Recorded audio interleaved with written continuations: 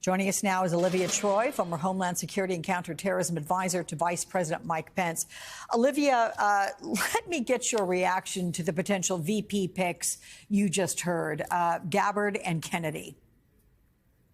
Wow, that's quite the crew of winners, right? I mean, the charlatans will continue to gain power, I guess, under Trump. I think when it comes to a VP pick for Trump, I think, yes, he needs the money. He needs the cash for multiple reasons, if not to, have the fundraising operation out of the RNC that trying to figure out how they pay all his legal bills, much less run a campaign. But also, I think it's going to come to looks, loyalty, and performance. I mean, there's reporting that he's having people come down and give speeches in Mar-a-Lago, and he's judging how they do on that stage. And so I think it's quite fair to look at this as Apprentice 2024 in terms of how he's auditioning candidates. And the most important factor, I would say, is making sure that it's someone that's morally weak, someone that's going along with everything that he does. And it's also about someone that's not going to outshine him. He does not want someone to overshadow him. He wants the spotlight on him. And I can tell you this because there were numerous times where he was pissed off that Pence would do well in press conferences and he would be angry. And the next thing you know, he would be doing the press conferences. So I don't think you'll see this play out in a traditional sense of the word when it comes to picking a VP. I also, Mike Pence found out that he was the pick via Twitter. That's how he was told. So stay tuned for how this vice presidential pick will unfold in 2024. For sure. Of course, the reason that Trump needs all this cash is because the many legal challenges are draining his coffers. The first of Trump's 4 criminal trials begins tomorrow with jury selection in the New York hush money case, the first criminal case ever against a former president. Talk to us about what you're expecting on this eve of a truly historic trial. Well, first, I think, wow, what an awful moment for our country to see a former president be put on trial. But I think it's important to have accountability, and the rule of law matters. And regardless, this is about hush money payments. Yes. And there's a stripper involved, and there's all this sort of drama that accompanies this. The bottom line is that he broke the law, and he is going to trial for that. And I think in the greater scheme of things, will this reach voters? Or people watching this? I don't know. Because we just had Governor Chris Sununu go on ABC this morning in front of George Stephanopoulos.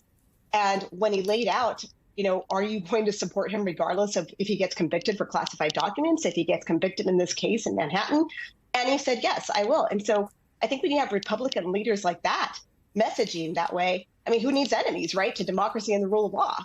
So I think this is quite the quandary here. I don't know if it'll impact the election, but will it be embarrassing to Trump and his family to have all of this before the world stage once again?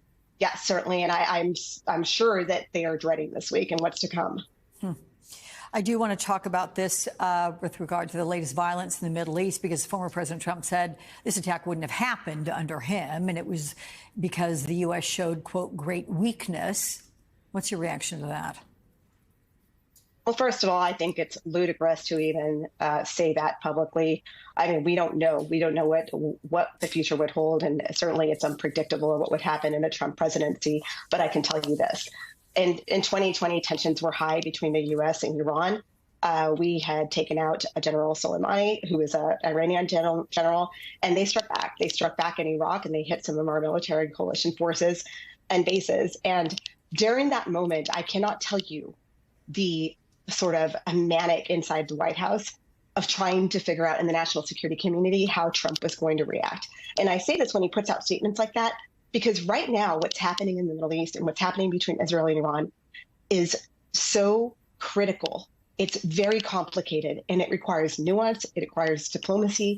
And as Andrea Mitchell just talked about with you, this is all very calculated. The last thing that we would need is someone who is unstable, who does not understand foreign policy and diplomacy in the Oval Office in this type of situation. Because what he wanted to do, what his response would be, just bomb them, just bombing Iran. He said this repeatedly, and there were several generals around the table and other leaders who said this will turn into a full-scale world war conflict. We would not want that, and that would be the veracity and seriousness of the situation. I say this because should a conflict like this happen, and you see him spinning this against Biden and how they're reacting, it requires nuance and it is delicate. And should this happen in a Trump presidency going forward, you won't have the Mark Esperds. You won't have serious people around the table weighing the options and looking at how do we engage as a U.S. foreign power and leader in this space. You're going to have Mike Flynn's, you're going to have Kash Patel's, you're going to have Rick Grenell's, you're going to have the insane clown posse advising a very serious national security matter. Now think about that. That is what's at stake here going forward. Let me tell you, I hope everyone who's listening to you is thinking about that, Olivia Troye. Very sobering words and important ones to have uttered. Thank you so much. Hey everyone, MSNBC has a new and improved app. You'll get real-time alerts and analysis, live blogs, in-depth essays, video highlights, and the best 2024 election coverage. Download the new MSNBC app. Here's how to do it. You tap on the App Store on your phone. You hit search on the bottom right corner. You type in MSNBC. You click on the MSNBC app. You click on Get or the cloud icon and enjoy it.